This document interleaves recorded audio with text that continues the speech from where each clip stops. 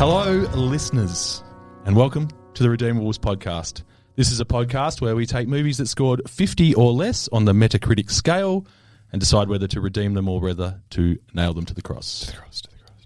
I'm here with my neurotic insuranceman, Duff. I don't know what neurotic means. And his pet ferret, Kenny. Fuck you, I was sure I was going to get Sandy Lyle. I was so pumped up. I just didn't prepare anything, guys, and that's what popped into my Well, head. in this room, I think two out of the three of us here have definitely sharded heaps. And send in your votes as to who you think the two of the three are. It's 3 out of 3, let's be real. We're here discussing the movie that I chose, which is a movie called Along Came Polly. They couldn't be more opposite. I assess risk for a living, so I try to avoid danger. I do it a little differently. More mismatched. What's the matter? Do you not like Indian food? Because you're sweating pretty profusely. Or more perfect Throw pillows, go in this cabinet here. for each other. What are you doing? I'm liberating you. I think I might end up marrying this woman. Yeah, I actually think it's not going to work out. But I'm pulling for your rube. Along Came Polly. It's from 2004. It was directed by John Hamburg. Hamburger. Yep. And written by John Hamburg. Oh, a write and direct. Writer-director. I like that. Yeah. Yeah. You know, I've always liked Man that. of at least 2 talents. If only he starred in it as well, and that's my ultimate. Yeah, he should have at least cameoed. Yeah, surely. Maybe he did. Maybe we'll find out on this pod. Yeah, he was the sweaty, hairy man in the basketball game. Oh, fuck, that freaks me out. This movie stars Ben Stiller, Jennifer Aniston, Deborah Messing, Philip Seymour Hoffman, and it's also got a couple of appearances from Alec Baldwin and Brian fucking Brown. Yeah. Brian Brown. Brian Brown. He just Aussies it up in He's this, doesn't just he? so Aussie. Yeah. But yeah, could you be a bit more Aussie, Brian? Nah. It's got a Metacritic score of 44. That's the way it qualified for our podcast. A user score of 80. Nah. That's fucking wrong. On what? IMDb? Metacritic. Yeah. Okay. Yeah, I think. Sure. No follow-up questions. Yeah, pretty high Duff's score. scrambling on his Are you phone right now, already looking it fact-checking up. me? Yeah, he doesn't like yeah, that. I go off IMDb because that's the kind of guy I am. Yeah, 60. 60. That's more realistic. Way more realistic. It probably says... I'm not wearing my spectacles, so it probably says 60. Put him on. Go on. Put him on. No, not yet. Okay. There's a time and a place, Ken. Okay. This is the time and the place. I would have thought reading small prints on a piece of paper. I've printed this out in 20. Well, you've printed it out for me in 20. Okay. Old man font, they call it. Would you like to the Wikipedia synopsis? More than anything. Of course you do. Of course you do. Along Came Polly is a 2004 American romantic comedy. The story follows a Ruben Pfeffer who finds his life taking a different turn when he reconnects and falls in love with his old classmate Polly. Chaos ensues when his former wife Lisa returns to reconcile with him. Okay. Yeah. Okay. Kind of. That's fine. Did It's a they good mention synopsis. anything about the honeymoon? Or about the ferret? No, it's a good synopsis Scuba. without giving too much away. Yeah. Because if they dig into the honeymoon as well, did you guys watch the trailer for this beforehand? No. You know how we always say we're going to watch Yeah, the trailer? I should. I watched the trailer. Send us a text next time to remind me. Yeah, I will. Thanks. You got my number? No, I deleted it years ago. Fair enough. The trailer, you know how we always complain these days about, you only watch 30 seconds of a trailer, get a tone, and then you know what you're in for, turn it off. Yeah. This is, Ben, this is one of the worst I've ever seen in terms of giving the plot away. Oh, really? It's like step by step. Like, it's the honeymoon, it's the wedding, then it's the honeymoon, then it's Hank Azaria fucking her on the boat, and then it's him dealing with that after. It's like just bang. Right. You I see should the just whole watch the thing. trailer instead of watching the movie. Yeah. Well, at least Well. with modern day trailers, yes, they give too much away, but if you do sit through one by accident, at least it's all out of order. Like, True. it Yeah, doesn't give fair. you the full, you're seeing most of the fucking bits, Yeah. but yeah. It's not meant to be one of the minis like on KO when you want to watch a footy game. it's not the idea. Man, that's the perfect way of putting it. Yeah, that's a the Along fucking- Came Polly trailer is the KO mini This of is the a KO movie. mini. Bad idea. Yeah. Because the bits in between the highlights. Anyway, we'll get there. We'll get there. I chose this specifically because we haven't done a rom-com before.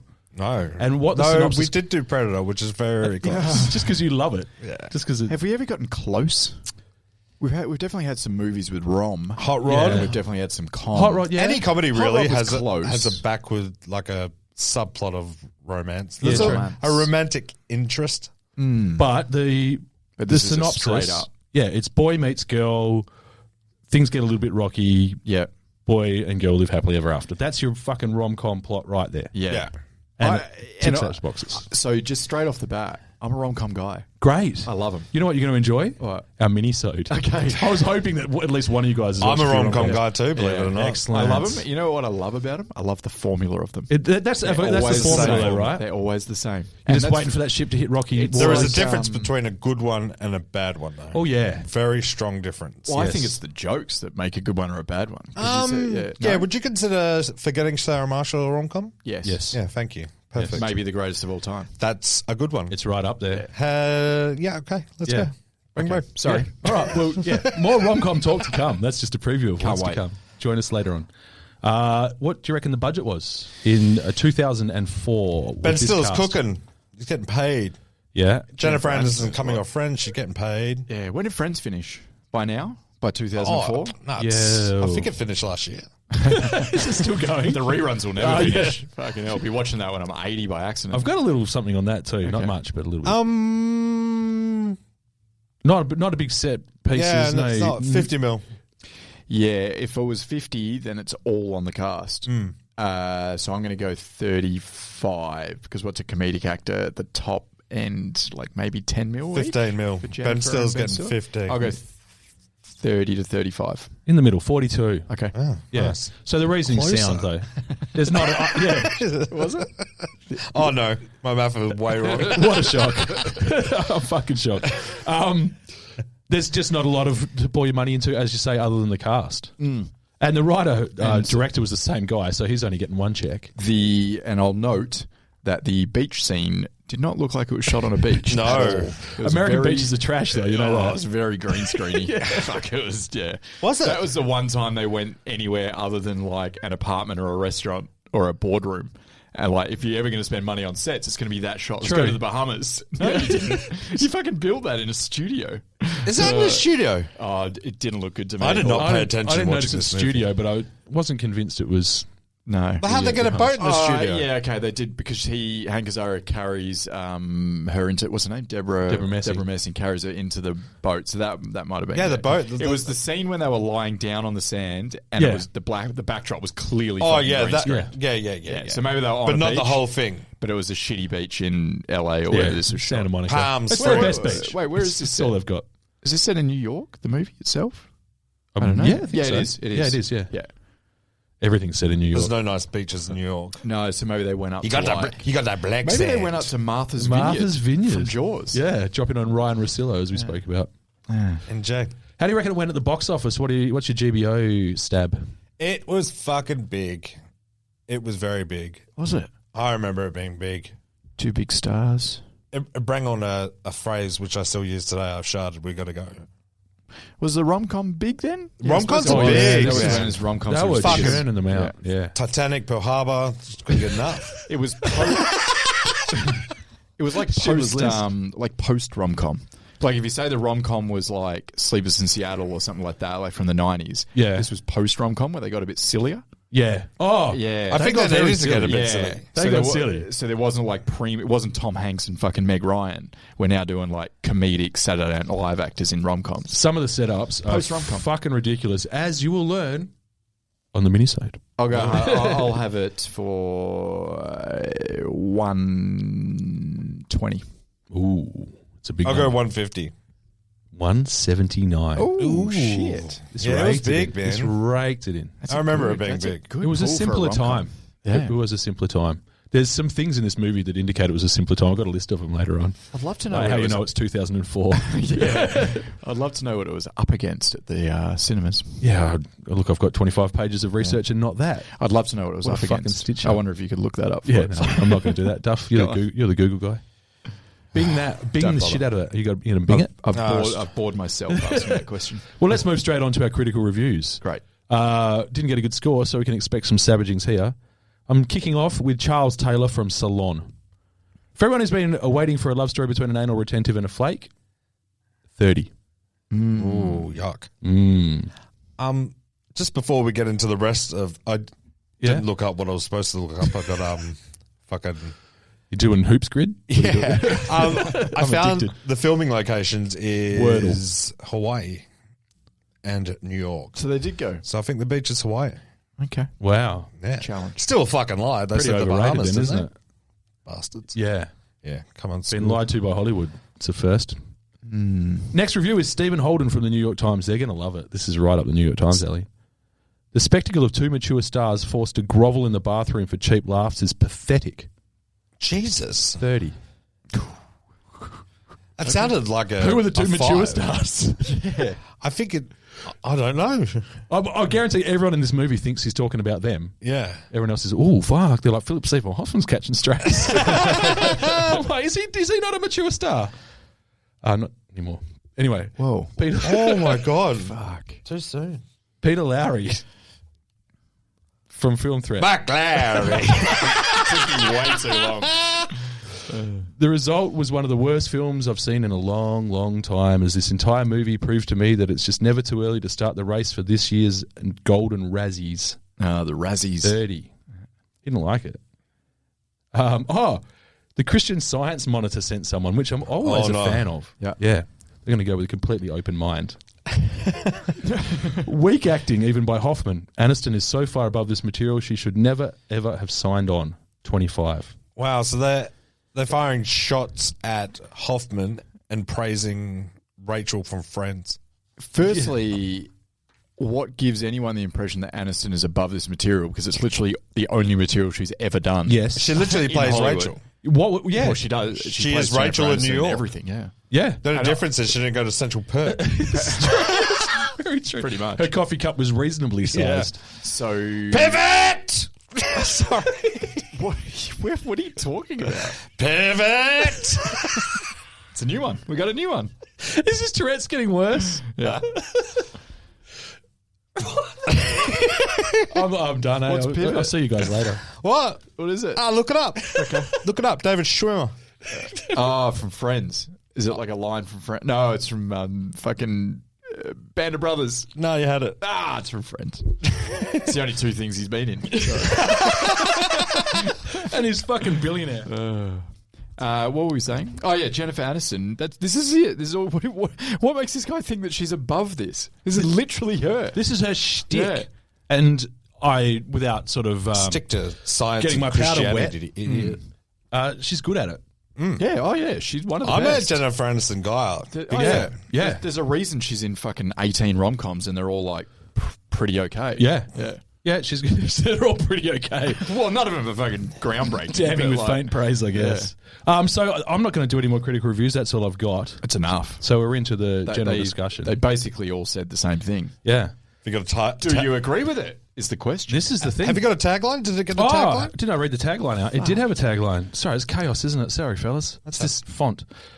But it's not the 28 pages? It's getting confusing. I'm not going to lie. It's hard to keep track of. I should have shuffled them after I printed them.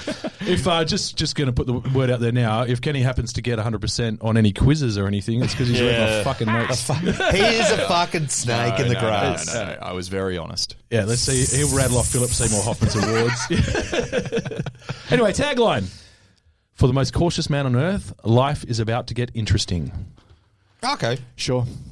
It's fine. It says what it needs to say. I was trying to think, and I should have just Googled it, but I swear there's another rom-com where the male lead plays an insurance risk assessor or an insurance assessor. I think that's Long Came Polly. Nah, there's another one. I should have Googled it. I reckon Should never brought it. with the amount of these that they've churned out on pretty flimsy premises over the years, there's going to be some... He might work for a bank instead of an insurance agency or some shit like that. But it's a pretty good... It's probably Jimmy Fallon instead of Ben Stiller. What's that one? That's the Are you one. thinking of Taxi. You're thinking of Taxi. Are you thinking of the Heartbreak Kid? I don't know. Ben Stiller? What is he in that? I don't know. There's definitely something. It's an easy job to make funny. Yes. Yeah. There's not a lot about this movie that's original. We want this guy to be the most uptight and careful and cautious person ever. What job can he have? I've got an idea. Yeah. An insurance risk assessor. You know what would be great is if he knew the stats off the top of his head of, how many people at the wedding were going to be at risk of choking on an olive or whatever it was. Yeah. Having an aneurysm and stuff.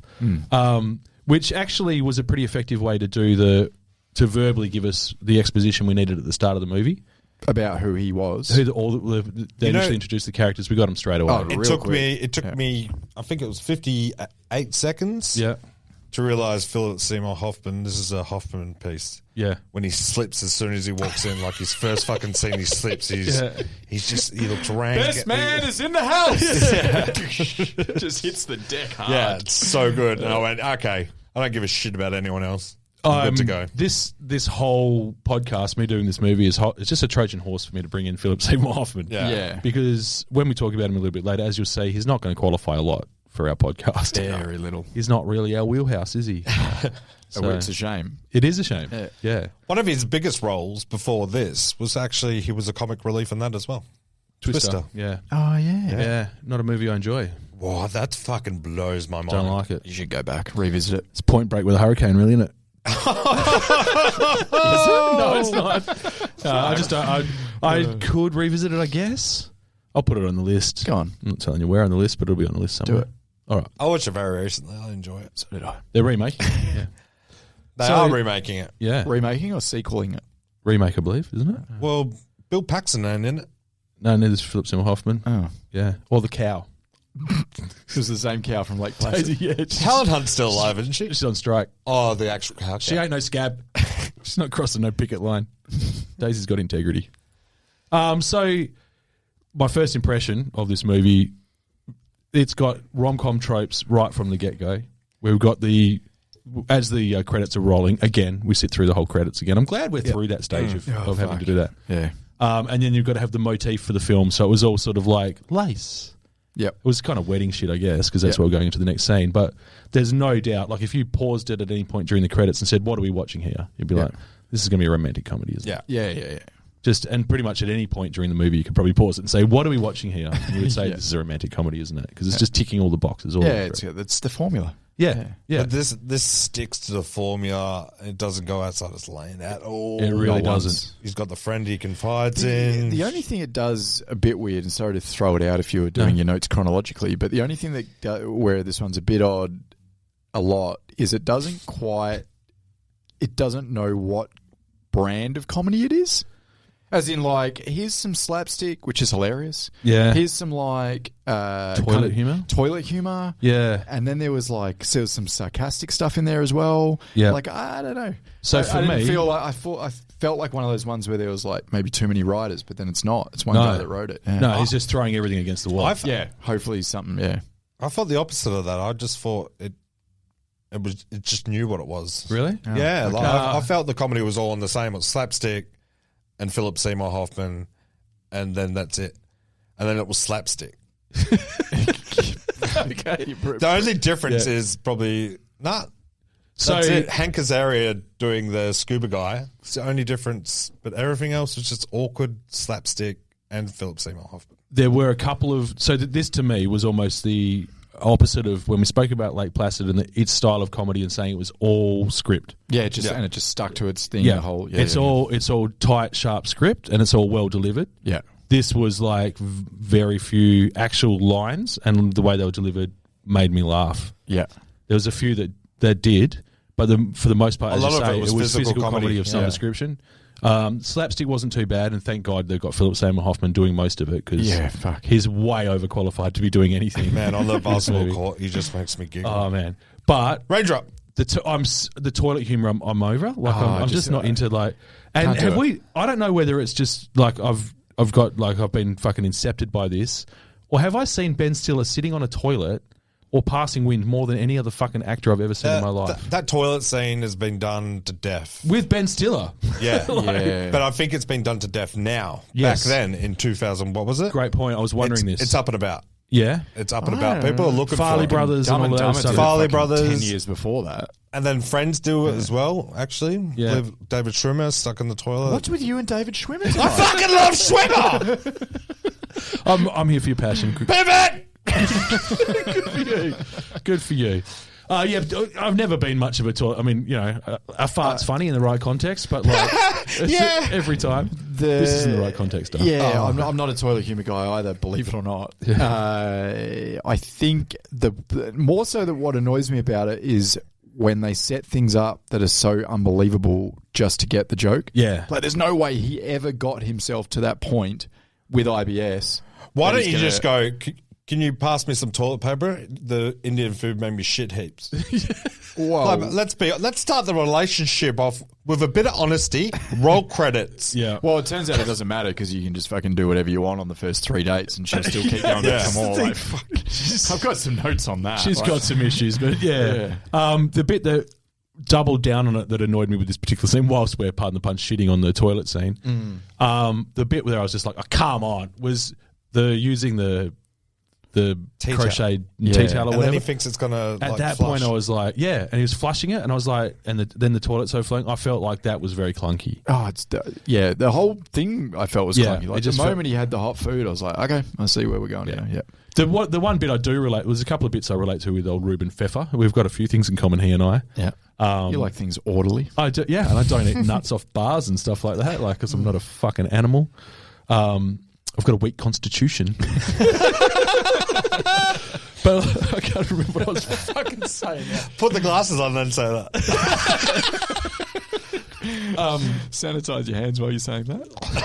I don't have it with me now. I'm freaking out. You usually have it. That's why I mentioned it. I can't remember what I was going to say. Oh, no big deal. We're not live.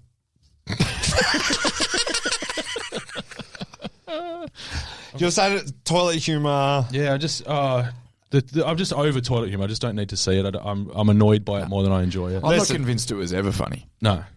Oh, when I was 12. Oh, well then, yeah, but as in... Guy in class could do this thing with his armpit. Made it sound like a fart. It was the best thing I've ever heard. I've got the opposite opinion again, believe it or not. I love toilet humour. I'm just fart, bum, funny.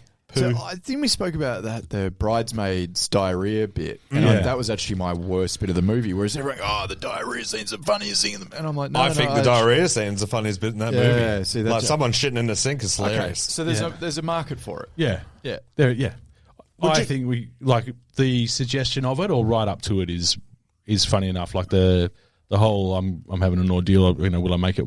That's not so bad. I think it's comedy's evolved. It's no longer funny. Yeah. But I think back then, like, kidding yourself, you didn't find that funny. This was definitely. But a I movie. think the funniest bit is when fuck. I never liked it. Yeah. Let's not argue over this. Let's not fall when old mate says the sharded bit. Can I talk to you for a second? Yeah, hey, Sandy. It's Polly Prince. Remember from middle school? Hey, how you doing? Oh, wow. Okay. Sandy Lyle, last time I saw you, you were playing bagpipes in that movie. Crocketeers. Yep, that's me. Polly, can I have a word with you? Sorry. What happened to you? But Ruben, I'm in a situation here. We have to leave now. Well, no, can we stay a couple more minutes? But dude, no. This is serious. I just sharted. I don't know what that means. I tried to fart and a little shit came out. I just sharted. All right, now let's go. You're the most disgusting person I've ever met in my life. Just picturing that and just the urgency where he needs to leave without actually showing any of that. That's funny. good. That's good comedy. Yes. That is physical comedy again without going over the top. Yeah. And it's just the waddle, it's the urgency, and it's the whispering. It's what everyone would do. It was the pointing of the phrase as well. It's a connection that you would find that funny. But the toilet scene is so unbelievable. Yeah. You just ask for toilet paper. You're not a savage. Yeah. I would have used a shower curtain anyway. Yeah. I would have just got in the shower. Yeah, this is the thing. It's just, Like he turns it on. yeah. I would have got in the shower and then gone, That's what they do in France. Come upstairs. I just assumed we were going to... and I've been working all day. Big on hygiene. Let me talk to you about bar nuts. I wanted to be clean for you. It's weird. Like, just fucking jump in the shower. Yeah. Give it. Or just shit anywhere other than her apartment. Well, just go... you had so many opportunities to shit. Also, I mean, Philip Seymour Hoffman is rarely the voice of reason in this movie, but a couple of times he is. He is. He gives terrible advice, like the spank, like give him a spank. Yeah. And then when he does it and he goes, I don't think she liked it, he goes, oh no, some women are highly offended. That's funny. That's funny script, right? Yeah. That's really good. But like he said to Ruben, why did you go up? Like just as simply as that. Yeah, why would you? Why would you go up? You're like struggling there. This was never going to end Man, well. you are soaked in fucking sweat, bro. Like, you don't smell great now. No. Yeah. But that was the bit I was the thing I do relate the thing that's true there is I've long believed, and you guys have probably heard me do my ramble about this, that as men in the species, our only way to prove our manhood these days, like they used to have tribes and they'd send you out to kill a lion barehanded to prove your manhood, or they'd get you to pick a vine. And you would hope it was not too long that you would hit the ground when you jumped out of the big tree, shit like that. Jesus, is that what we do? real? Yeah, that's real. That's how we tested our manhood. We'd get a shield and they'd send us off and they'd say, "Don't come back until you've got the head of a goat," something like that. Oh, perfect. What we do is we pretend spicy food isn't as hot as it really is. That's our So we're eating food test. and we're like, "It's not that bad." Yeah. And you're sweating. I've got no quamages. I'll tell you straight away. And It's fucking hot as fuck. but no, you're not a man. You're meant to pretend it's not hot. The other thing, Mild. you're like, "It's really not that hot." And the other thing. The only other way Is to there test any your more? manhood- Have you got any more? Yeah. And you're just fucking sweating. I asked the waiter for more chili. Yeah. Yeah, I wash it down with chili sauce. Yeah, because I'm a fucking man. The other thing is the other rule of manhood, modern manhood, is you've got to pretend you weren't asleep on the couch when your partner walks in and catches you asleep on the couch. Yes. Oh, yeah, fucking. Correct. That's Yeah, how you I prove was manhood. awake. I was I'm watching that. Do you want to watch this with me? I don't have to watch it. I can listen to it and open my eyes occasionally. Great. Another one Great is workaround. every man ever is a great swimmer. Yeah. You tell Yeah. Kenny, you a good swimmer? I swam in the high school team. Yeah, 100 metres butterfly. Yeah, I'm pretty good on a BMX bike too. Yeah. Just shit you'll never back up. You should see me on a Do you have your BMX bronze bike. medallion? What? We've all got our bronze medallions for Yeah. swimming. Yeah. I didn't get my bronze medallion. Oh, They call me the Orca. The Orca at the Craigie Leisure Centre. It's actually a good one, though. Orca. All men are great swimmers. Yes, all men are great swimmers. Yeah, because what's the chances you're going to have to back that shit up? How this anyone came here? along is someone said to me, "Are you a good swimmer?" And I immediately got defensive. I was like, "Are you fucking serious? Of course I am. Of course I'm a great swimmer." And they'd go, I was born in the water. Yeah. I grew up in the water. Yeah, I'm a water baby. Yeah. It's the same shit as when I'm at a restaurant and someone goes, "Oh, that's pretty spicy." I go, "Well, fucking I'll have it then, won't I?" They go, "Don't you suffer from really bad gut issues?" I'm like, "Shut your fucking mouth and bring me that in a plate of side chili." Give me something to dip it in. Some hot sauce to dip it in. hot sauce. Just don't you put the chilies under your eyelid? What are you, fucking pussy? Anyway, that's a good, tangent. though. Yeah, that's good. You're right. Yeah. So the other big scene that they swung with, and the one that everyone remembers, is the basketball scene. Yes. So this was a win. So I think the only real swing and a miss that I would have just edited out of the movie completely is the toilet humour part. The rest was varying degrees of okay and amusing and too funny from my take. Yep. The basketball game and any scene where Philip Seymour Hoffman has a basketball is the hero of the show. Yep. Just the simple comedy of, "Hey, can we switch?" No, I just figured out how to defend this guy. Yes. I'd rather not. Yeah. And anyone who's played any pickup can relate to the Yeah, whole sweaty. fuck I yeah. am the sweaty guy. Like, yeah. You've Makes me usually harder got a to go. shirt on, though. Yeah. Yeah. I ain't taking my shirt off. No, nobody needs that. Nah, it should be against the law. The shirt's the defense for both of you. This ain't a shirt, that's my towel, man. People driving past just wind their window down and go, "Put a fucking shirt on! Have some shame!" I find it pretty relatable. I also, the only thing I didn't like, because obviously I remember that being the big star scenes. And this is me being extremely picky and probably a bit of a basketball head here. Did he have to be that bad with his shot? Like, Yes. Yeah, I would have. That's what makes it fucking hilarious. I actually would have preferred it if he just missed a lot. Nah. Like He needs to be shit because he's so delusional. It's delusional. so about his bad. confidence, yeah. Raindrop! Just Iceman! unfounded confidence in everything he does, and it's beautiful. White chocolate! Yeah. Loved He was he your MVP? Oh yeah. Oh. There's no fucking question. The only challenge is Baldwin. Baldwin's. Yeah. That bit in the toilet with Baldwin was pretty funny. That was good, funny. yeah. Bit more toilet humour for you. Yeah. But I don't. Yeah, I guess Sort I of, think yeah. I was Rubbing was- the ear with piss on his hands, Yeah, basically, yeah. or at least a bit of dick on his hands. Yeah, there's a bit of Lucky- wee there. Yeah. That made me. You can imagine what that was doing to me. Cringy, yeah. yeah. I wanted to. Baldwin was outstanding in this. He was great, But he yeah. no Just way the fucking did he have. the speech of the wedding was his highlight. Yeah. And it was Mazel tov, thank you. What does he say when he slaps him on the ass? Good things. Yeah, good yeah, things. yeah, just slaps Yeah, him, I'm yeah. bringing that into my repertoire. His best line was, "I knew that girl was a whore from the moment I met her." He says hooah. Hooah. I knew she was a hooah. Yeah. But Hoffman was great. I think probably the most Hoffman made me laugh. He just did the non sequitur in the lift where he goes, "God, I'm so horny." He's talking, Shit art, but he used to sell me good pot. Fuck, man. God, I'm horny. There's literally. Can we do Hoffman now? Let's do it. Okay, Let's go. Because there's not a single thing he's doing in this movie that isn't funny. Yeah. It's Non-stop. fucking everything from the costumes.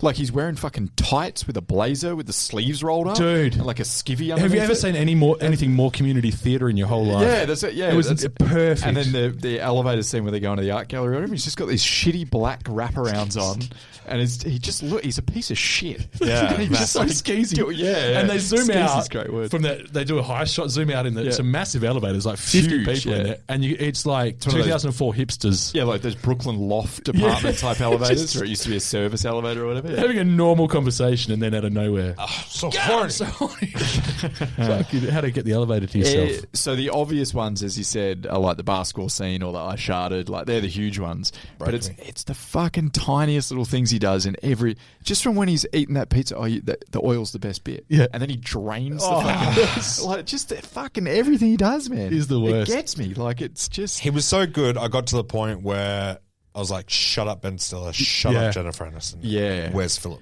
Yeah, My funniest Philip Seymour Hoffman moment isn't actually the basketball or the Sharted. Mine's the speech at the end, the crocodile tear speech. Oh, yeah. Where he turns to him. And He's it's sexually active in the community. No, it's it's not even. It's the clearing of the throat. Thank you, Stanley.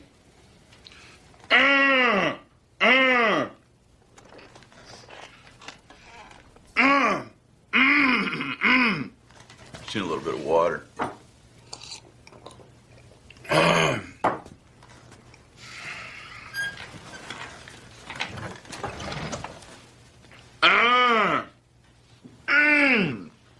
As you know, this is a highly complex case. Let me see here.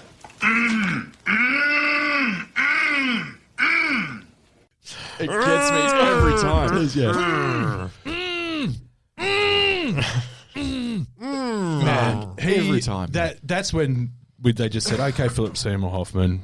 For a couple of minutes, you actually get to be Philip Seymour Hoffman. Yeah. and just he was brilliant. Well, I've never really seen Philip Seymour Hoffman. We're gonna call him the Hoff from The now on, Hoff, yeah. I've never really seen him interviewed or speaking candidly, like just as him. No, me neither. So I don't I know just what he's picture like him as a the person. villain in Mission Impossible. Mission Impossible 3, yeah, He absolutely wasn't crushed it. acting. He was just being himself. So, this is what I was kind of interested by, and I probably, you could YouTube it or whatever, but is he actually like funny and kind of charismatic like this in real life, or is he just the greatest performer of all time, watched a bunch of fucking Jack Black stuff from the late 90s, early 2000s and went, oh, I can do that?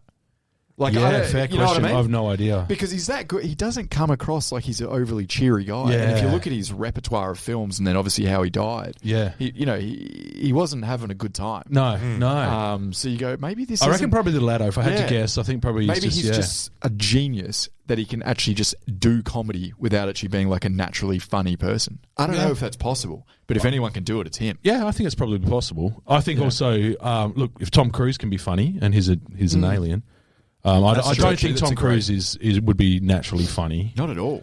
Name one bad movie. I've seen 1,000 interviews No, with Tom I'm not- Cruise, and I'm he's not not. dismissing Tom Immediately Cruise. defensive. It's he's- like you just told me I can't swim. I mean, I've heard. We'll talk about the theory that he's got CTE that I heard recently another time and that he's not doing too well. Tom Cruise. Yeah, it wouldn't shock me. They reckon that 60-year-old men, and shouldn't be jumping off cliffs on motorbikes, and now he can't string sentences. Probably not, but I hope he keeps doing it. Yeah, me too. Yeah, for the people. But yeah, Philip. Back to Philip Seymour he was in this movie. The scene that you're talking about as well also had the second funniest line delivery of the movie, and it didn't come from him. He does this whole speech. It's incredible. It builds it right up, and then the room stays silent for a second, and a guy goes, "Are you that kid from Crocodile Tears?" Yes. That was the best. Thought so. Yeah, And he looks at the other guys. Yeah, I told you. I told you. It that was. I was like, we needed some more of that. was really good. Some more of that. The more of that. God, I'm so horny. Yeah. Are you the kid from Crocodile Tears? I'm glad you say that. Yeah. Because if there's a glaring problem with this movie, is they got it all wrong with who was the fucking star. I mean, I know he's a side character, and you can't make a 90-minute film about him, but can't you? You can give Like, as him. in- Tell you what, you can give him 60 minutes. You can give him more. Give him 60 minutes. He's in it for the first, so he's not in it for about the first 10 minutes, and then he comes in, Then he's in it for about 20, 25. Then he's just gone for 30 minutes. Yeah. We don't see him. And Maybe one where, small bit. That's where I grabbed my phone. Yeah. Because it drags. And then he comes back. Yeah, dragged for an 80-minute film. It definitely dragged. Yeah. But the drags because he's not in it. Yeah, you're right. Okay, here we go. Is Philip Seymour Hoffman the only funny thing about this movie? No, because Is there scenes without him that are funny? Baldwin made me laugh. Sorry. Yep. You're And right. at the initial, I'd forgotten about Hank Azaria being naked and all of that initially. Oh, scuba. So Yeah. that setup was amusing. I don't know if Okay. it made me outright laugh or whatever, but I found that amusing. All right, let me rephrase. He was 85% of the laughs in this movie, if not more. Okay, that's good. Let me rephrase slightly. He's 100% of the laughs in this movie. And I don't mean to cause offence, but Saying I can't. is usually do. any scene with Jennifer Aniston and Ben Stiller funny? There was one. What do you reckon, Duff? You go. There has to be heart. Otherwise, we'll sit here and rip it to shreds. No, but either of them do a joke. But I don't think they're doing a joke. It's a rom-com. They need the romance somehow. So they're not doing the jokes. They're not doing jokes. I think Ben they're Stiller's trying. the straight guy. I they're don't trying. think they're trying that hard. Oh, I think Ben Stiller. I think they're trying. I was thinking about his Ken's slapstick still whole like Ben Stiller as a straight guy theory when I watched this because we've had this discussion yeah, before. we have. Yeah. And I watched this thinking he's not the straight guy in this all the way. Like there's parts where he's embarrassing himself for comedic effect, like quite a lot. Yeah. the only good scenes with Ben Stiller and Jennifer Aniston is the fucking ferret. That's the funniest thing. I Just laughed at like the a ferret blind the first parrot time. walking into a door and then a clear puppet pushed into a garbage can. Yeah, It's right up my alley, the very friends. first introduction of the ferret, where it's like, oh, he's blind, he walks into something, I actually like laugh. And then when it was done again and then again and then again, It was done and 3 then- times. like, So right, let's not I go think- again. Well, again and again and again. Are you guys said okay? again, You're arguing again. over the semantics quite a lot. But then the last, I just got kind of over that. But even Yeah, no, I saying agree. that, the ferret was the funny bit, not Jennifer Aniston or Ben Stiller. I agree. Yeah. there was one scene that Go. was a clear winner between the two of them, Yeah. and was one where I went, okay, they handled that deftly and they did that really well. And it was he goes and gets cucked at the salsa club, right? Yeah. Which is okay because the guy's gay. Guy's gay, yeah. But anyway, we won't go too far down that alley. But so initially, I was like, this is a huge trope. We all know that he's going to go and learn the skill, Yep. and he's going to surprise her with the skill. That part of things is what it is. You know, it's seen it a million times. fine. But the actual scene where he reveals his talents, It was and horrible to watch. you didn't like it? Hated it. I thought they did it well. He thought that was a big comic moment for him Yeah. to let loose, and I found it not remotely funny. It wasn't the comedy of it; it was the heart of it for me. I didn't Yeah. find it funny. He was obviously being ridiculous. I think he was trying to be funny. I think know- it- I think it was you know meant what to be a shows me laugh more out loud. I kind of agree with both here, yeah. The heart was the actual him montaging to learn. I'm cool with that. You love a montage, don't you? Fucking love montages. They could. You just won over by a montage. Yeah. Show me a good montage. I'm No, all it was about more even, to be honest, it was even more Jennifer Aniston's acting in that scene. Yeah. And it was slow-mo and it was all face acting. Yeah. And she convinced me that she was falling for this fucking idiot because he was acting like an absolute idiot. But he just the wasn't doing faces it. is pulling. Well, Yeah. she was falling for him because Because he was letting prepared loose to be an and he idiot. was- yeah. Immediately after that, they go home and his wife's there, which is kind of awkward.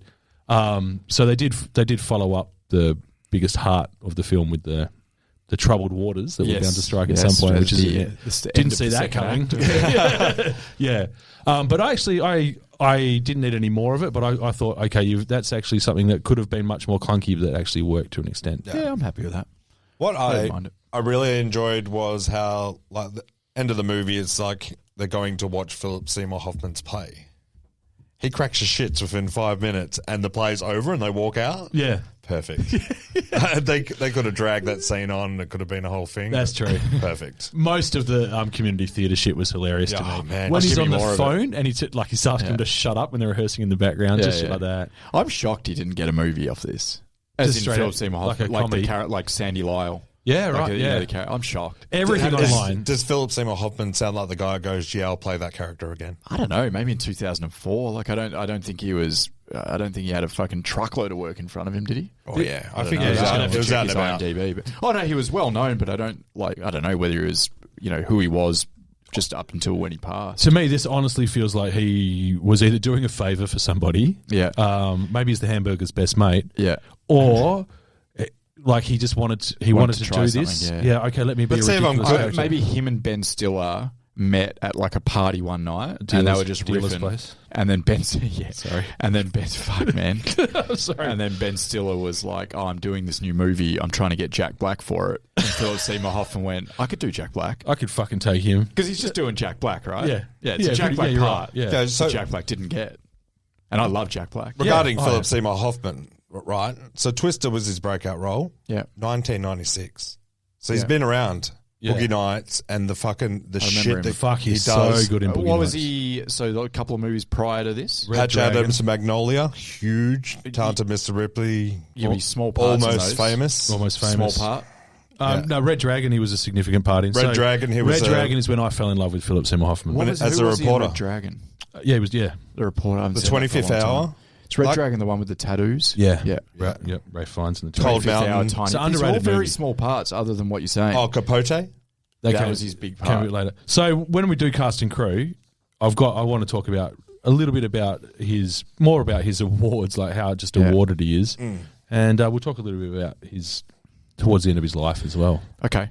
I've got a couple more things before we go to that. Yeah, if- no, if of I course, may. yeah, go for it. The Polly and Ruben love story.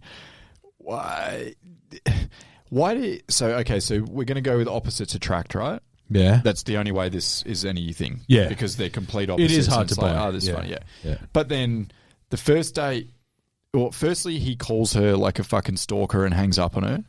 Yep. And then she knows who it is, though, because the answering machine. That was actually quite Star funny when he 69. throws the fucking phone. I thought that was funny. Yeah. And then he stalks her and finds where she lives and goes there, and she kind of pieces that together. That's what happenens. She knows what's up. Yeah. Then they go out and they do the whole he eats ethnic food. They keep saying ethnic Yeah, food. I know, like I've made a note of anything that. that's not a hamburger is ethnic food. It's Like, like- fucking, She's Jesus making Christ. me healthy ethnic foods. Yeah. Anything with spice on it is ethnic food. But anyway, and then, they go and do the toilet thing. So he fucks that up. And then the next day, what was he? He fucks up again. Yeah. On the second day. What does he do the next time? What's the second day? More ethnic food, I think, isn't it? It was 'Cause bad. he's It's bad again. Something goes Yeah. wrong again. And then the third one, he goes out and his parents or whatever are there. Yeah. And they start talking about his ex-wife and all that shit. So the first 3 dates are a fucking disaster. Yeah. Absolute disaster. And they're already like complete opposite people in opposite places in their lives. They just went to school together for a year, like 20 years ago. And Whatever. we're persisting with this? Yeah. Is the dating pool that bad in New York? Yeah. Someone of Jennifer Yeah. Aniston's So that's aesthetic. my entire issue with it was that this just is completely unfathomable and unbelievable. And I agree with you so much that I nearly made the top 5 for next week's mini-sode. Top 5 guys that are punching above their weight in movies, but it's too fraught. We would have got cancelled. But because there's a series of these, and like that's where you're right. What I kept thinking, what is it about this character that Jennifer Aniston, who's a bit of a goddess in 2004 in this movie, like she's Terrible still- waitress, though. fucking still is now. yeah. Yeah, true.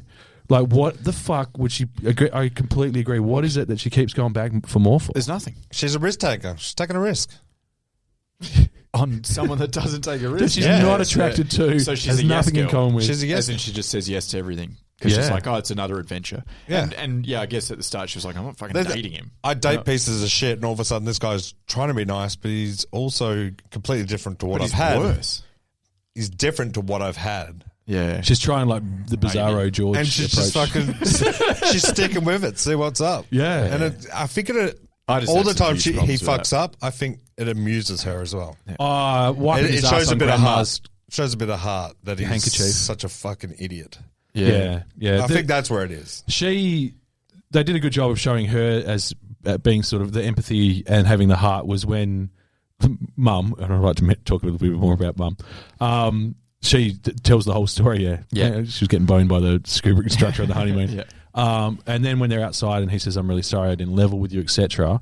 And she says, when was it? He goes, 2 weeks ago, which was pretty funny. Yeah. Again, Aniston rules in this part where she's just like, she gives him a hug and you can just see even the way she acts in that scene, you can see she connects with him just out of empathy, and like she's like, oh, he's damaged. Yeah. And she gives him a hug, and you can see that that's where she sort of decides maybe I'll give him another chance. I'll see what's up. I mean, most women would go, well, that's a massive red flag. Yeah, you were married 2 weeks ago. Yeah. Still married now. It could just be, she's just got nothing else on, and this is just the next little adventure she's going on. Well, it sounds like she doesn't have much on. She goes to salsa and is a fucking terrible caterer. She's not great. Her friend's terrible as well. When she's on the phone, she's like, do you mind? That's and right. her friend, I thought her friend needed more time as well. Yeah, she was good. She was good. Because that first scene she's in, it's fucking funny. She's grabbing the Double date with Sandy Lyle. I was just going to say, I would have loved to see that. Yeah. A double date with her and Sandy Lyle. Yeah. And then both just like him being really into her and her just finding him disgusting. Yeah, and then he him spanks not her. picking it up. Yeah, of course. At the end, he still banged her. Yeah. She's like, you are the patriarchy. That would have been a great scene. Yeah, she was good. The mum, did you guys notice, so apart from the racist interaction with the waiter at the restaurant, which was funny. It was funny because it was also kind of relatable for a lot of us, I think, as well. Yeah. But the bit that just, I was like, what is going on here? So Ruben and Lisa arrive at the church. Was it where? I'm trying to remember. I can't remember. It was a community play. Oh, the play. Sorry, the play. Yeah, and they're heading to their seat, and that's when the parents first realise that they're back. They're together again. Yeah. And the way the mum looks at Lisa, she looks at her like, oh, naughty little girl. I'm like, yo, she was cheating on your son. She, on the honeymoon. she didn't have too many champers with the girls at the breakfast. Yeah. She lived on Barbados with the fucking naked scuba instructor for 2 weeks. And she was just like, you naughty And little she's like, thing. Welcome back to the family. It's hard to resist, isn't it? You know, Yeah. oh, Latin lover. You know, that was a bit off. I was like, you haven't got his best interest at heart at all. No. I like the bit where the dad gives that big speech, and Sandy Lyle's like, I don't think you've ever talked before. That was a good. Yeah. And it was like, oh my god, I don't think I've heard him talk before. Yeah. He's just kind of always stood there. That was a great setup. Yeah, that was a great setup. I do like that trope of the only time that someone speaks, they just say something. You know, it's like the Jay and Silent Bob thing. Yeah. Like when the only time they say something, it's just Prolific. Yeah. I did like Brian Brown's. He was a very cliched character, but I quite enjoyed his character. Didn't like it. It was just a bit, wasn't it? Yeah. It was just like too over the top. I did like the squash scene where he pulls the tooth out the side of his mouth. Yeah. And goes, there it is. I didn't mind the base jumping, and it just being dangling in the tree was pretty funny. I've just broke my coccyx. It was a lot. He was fucking dialed up. I broke someone's coccyx once. Did you? Yeah. I'm not allowed to talk about What it. was his name? Can't remember. Not allowed to talk about it. So some of the other comedy that I felt like, I actually, there's a couple of things where I thought they probably shot a scene. They're like, oh, we need to throw a joke in here. It felt like they were like, let's do it again. So even little things like, to me, like Ruben went to take off after he's discovered Lisa and Hank. Yeah. And he goes to take off in his little Jeep and he puts it in reverse for some reason instead and drives off the cliff. Slapsticky stuff. Missed a little bit. Yeah. But then the very next scene is him on the back of Claude's bike. Perfect. And that was funny. That was funny. I was like, fuck, we went from zero to hero real quick here. Yeah. There just didn't seem to be a lot of restraint. Whether it was just that's There's the no way we were doing connection. things in 2004. You know, I'd have to watch some more samples It from would be that funnier era. if we go, how are you going to get home? We have no car here. And then that's how he gets home. Yeah. You don't need the slapstick. Yeah, I agree, yeah. Or Because all when I can think about is insurance. Where is it? How long did he have to stay behind with the crashed Jeep? Yeah. I'm a thinker. a warrior I'm a by the deep, sounds of it. deep thinker. Yeah. So deep. So, I mean, 2004, I did make a note of that it was a different time, and a couple of things that I noticed in particular. It was a time, apparently, where a little back tat would say a hell of a lot about a girl, apparently. Yeah. Like, he's made all these judgments about her on a tat, like this little tiny tattoo on her back. Yeah. We've come a long way since 2004 in that regard. It's also a time where director assistants would give you someone's number and address. That was So wild. weird. Just because you asked for it. That was wild. So weird. Do you think that was real back then? I don't recall that. I don't know about address. You could definitely get a ring up number, and get a could you? number, yeah. But I don't think they were just handing out addresses. Like, I promise I'm not a stalker. I'm not going to go there and shit in a toilet and use a grandma's handkerchief. Crazy.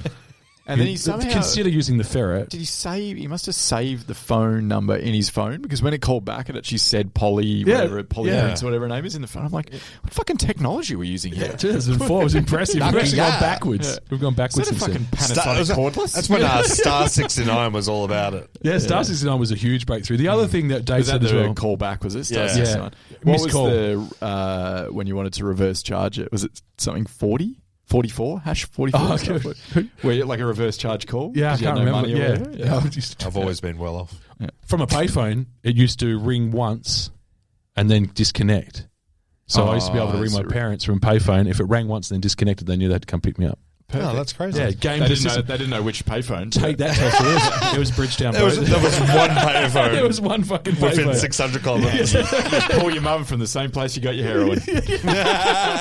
The other thing that was very 2004 is the awkward answering machine interactions. It just took me back to the times where, like, the pressure of having to have a cool outgoing answering machine message. You're like, it can't just be like, we're not home, please leave a message. Yeah. You know how much effort I put into this. I once made a cassette to go in our answering machine that I effectively sampled. I was like Rick Rubin or some shit. Yeah. And it was using like an old cassette, like dual tape player type and it was thing. from CDs, and it was like, I used the Beastie Boys, Fugazi, and Jane's Addiction to piece together, like, the phone is ringing, oh my God, nobody's home, leave a message, I'll call you back. And it took me like 6 fucking hours and was not worth it whatsoever. Oh, I'd say it was worth it. Nobody went, hey, cool message, man, give me a call.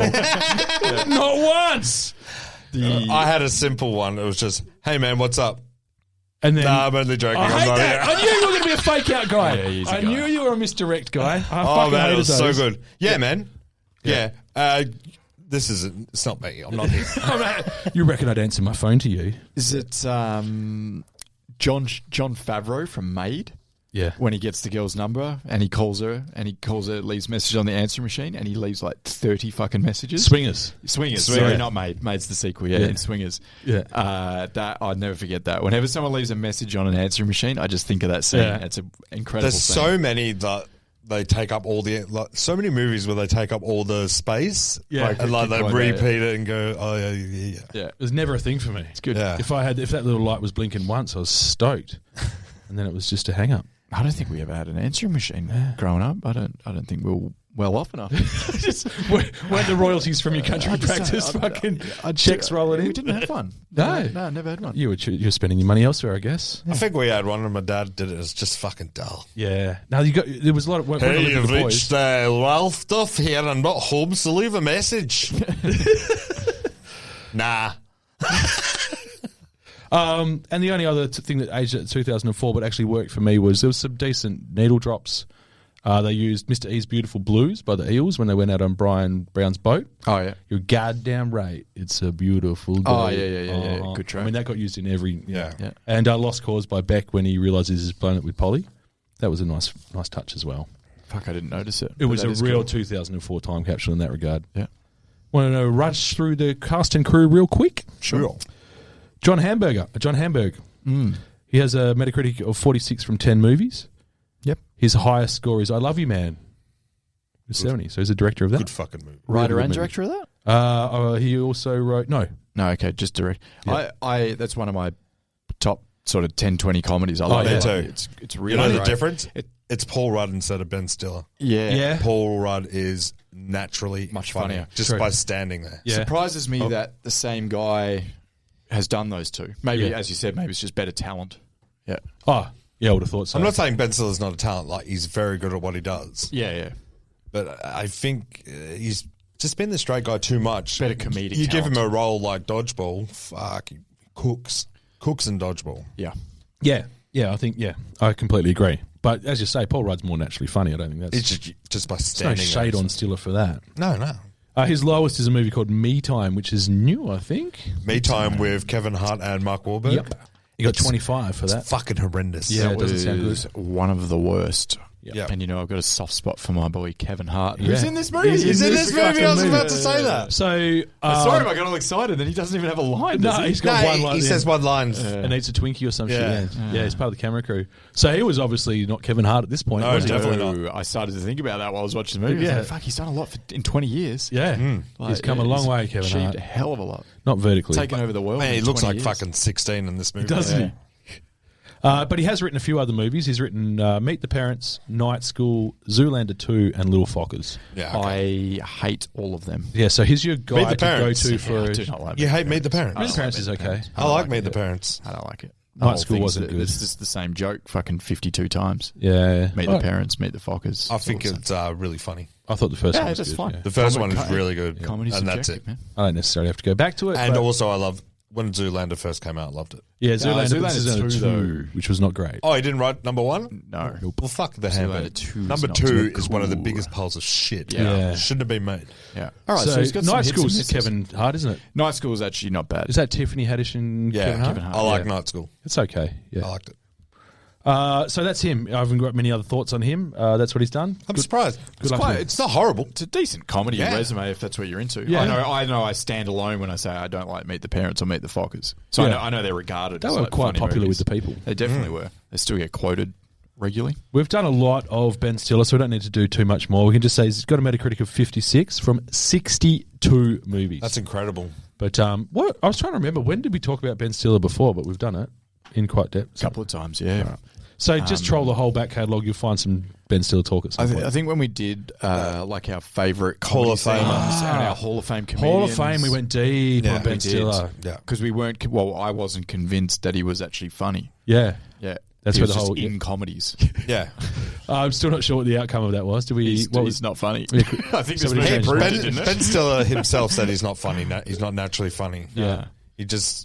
He's good at playing these straight man parts so Good at being someone else can neurotic. cook. Great at lowering expectations too. Yeah, just tell everyone you're not funny, and then as soon as you say something mildly amusing, everyone's like, "You're a fucking laugh riot, bro." What's going on, Ben? So Jennifer Aniston, who apart from the cameos, she carried this fucking movie. America's Sweetheart. Oh yeah, 48 from 35 movies. Her highest is a movie called The Good Girl, which I'm not familiar with. I've seen The Good Girl. Yeah, It's a fucking independent movie. You haven't seen it? No. Wow. is it a slow burn about an ex-marine? Ah, the trailer looked like it. I don't fucking watch it. Seen it. Seen in air quotes. Her lowest is Leprechaun. I fucking love that movie. I know wanna this has hear been a about few people's lowest. Hey, it. Yeah.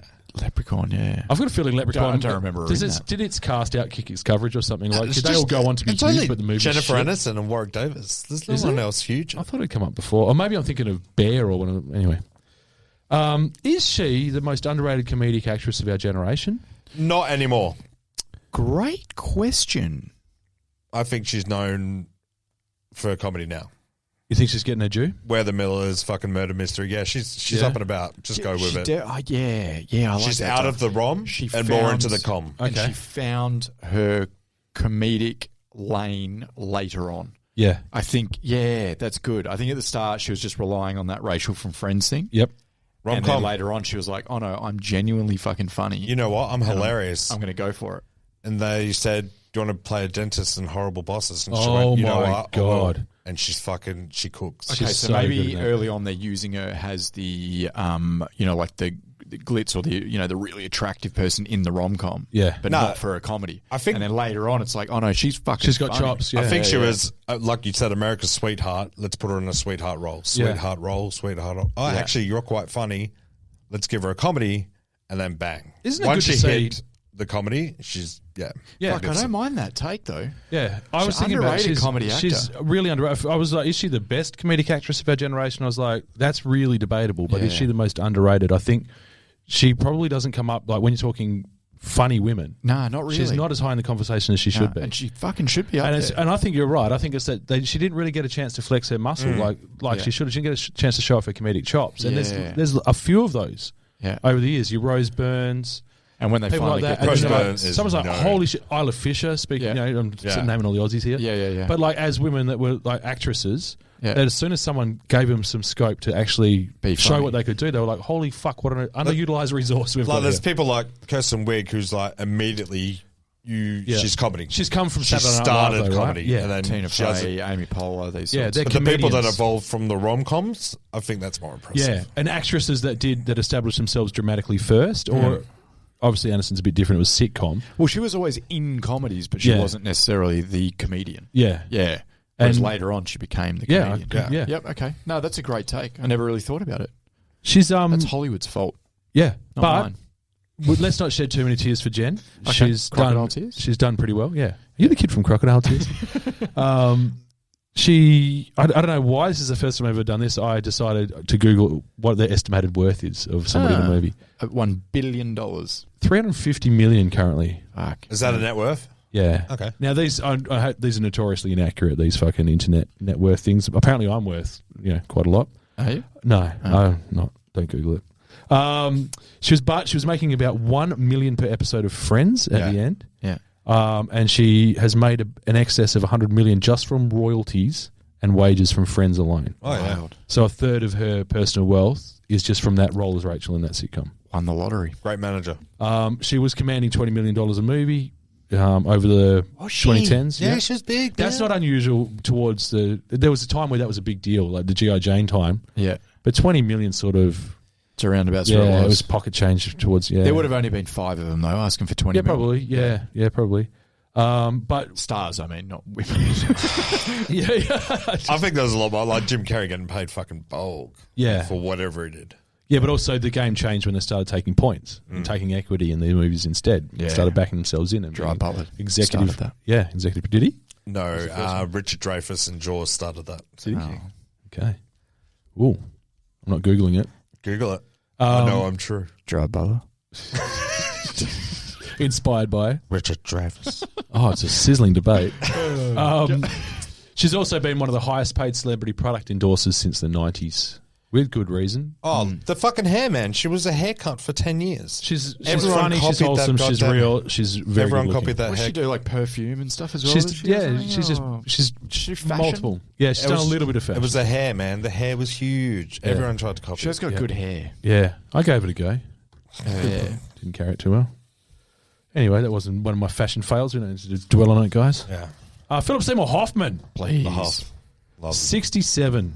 Yeah, big. Metacritic of 67 from 39 movies. His highest, I haven't got here, but I think it's Capote. It's been cut off for some reason, but his lowest is Patch Adams, as you mentioned before, 25. Was he one of the nurses or something in that? I've never seen it. He's so good. He's one of the sick kids. I think he's one of the nurses. I can't remember it that well. Yeah, I think he's one of the orderlies. I can't watch it because I fucking cry every time. Yeah, I haven't watched it for such a long time. I don't watch it because clowns scare me. That's fair. It'll get you. I don't watch it because I don't have time. Along Came Polly is his third lowest score. Guy, yeah.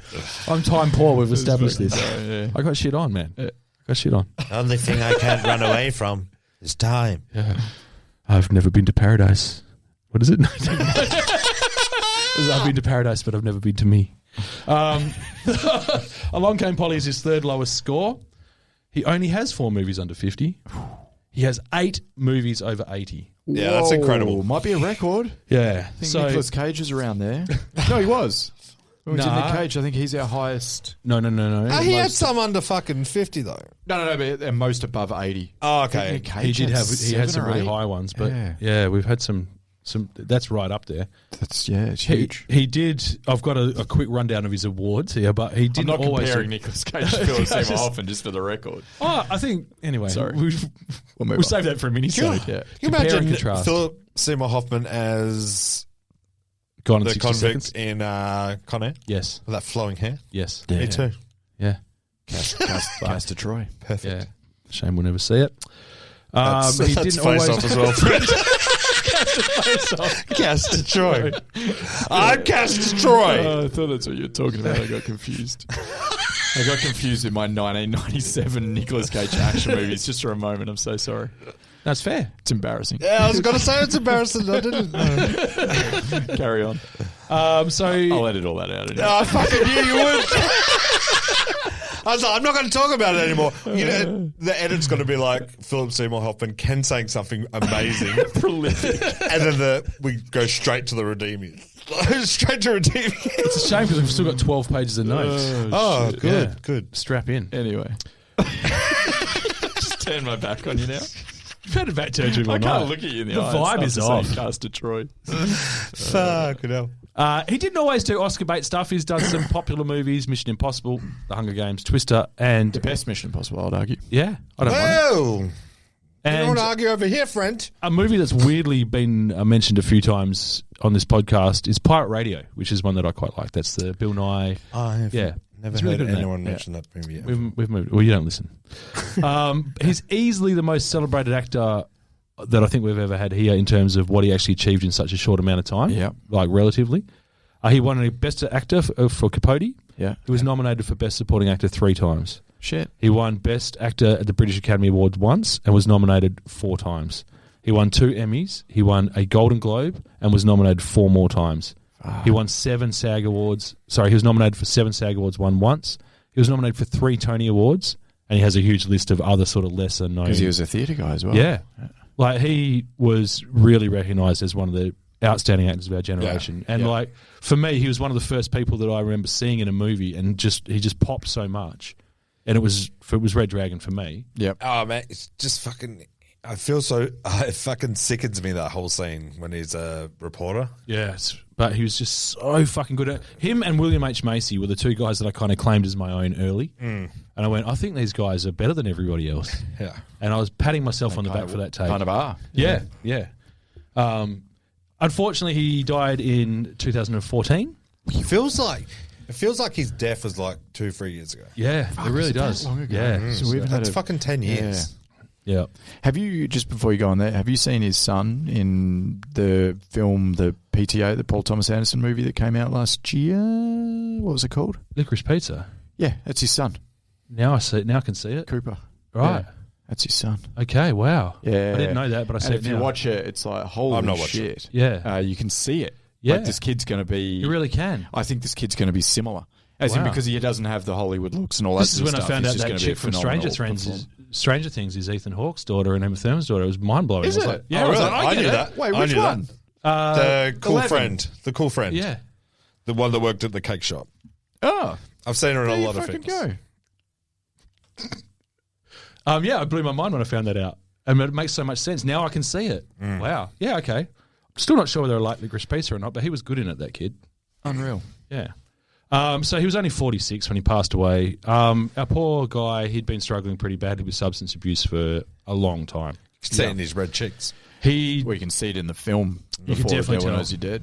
Yeah. Yeah. Oh, yeah. There was times where he just looked sick on screen. Well, I know, and you're literally fucking shooting heroin in that movie. Oh, yeah. Yeah. Well, It was real heroin. We without just didn't getting know it at the time. Well, without getting too dark, his death was officially ruled an accident, a cause of acute drug intoxication, and he was found to have heroin, cocaine, benzodiazepines, and amphetamines in his system. Fuck, that's a lot. That's a cocktail. That's a good time. So he wasn't well, which is a bit of a downer to go into the redeeming one. You got any more Hoffman thoughts? Yeah, it's a downer, but just on it for a sec. I don't think I was like shocked.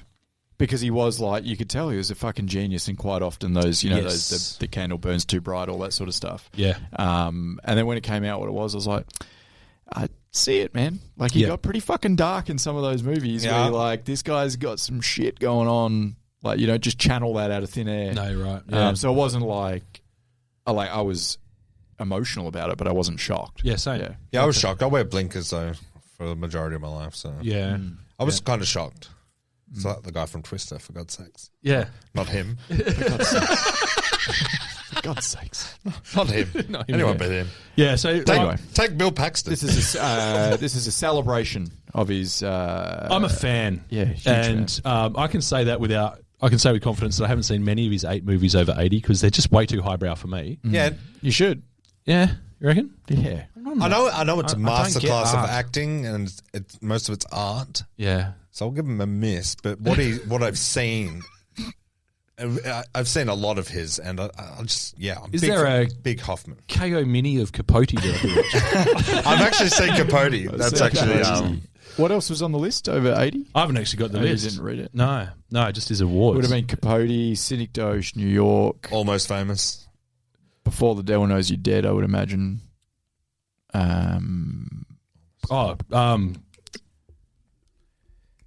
Almost Famous is right up there. So is The Master. The Master would have been up there.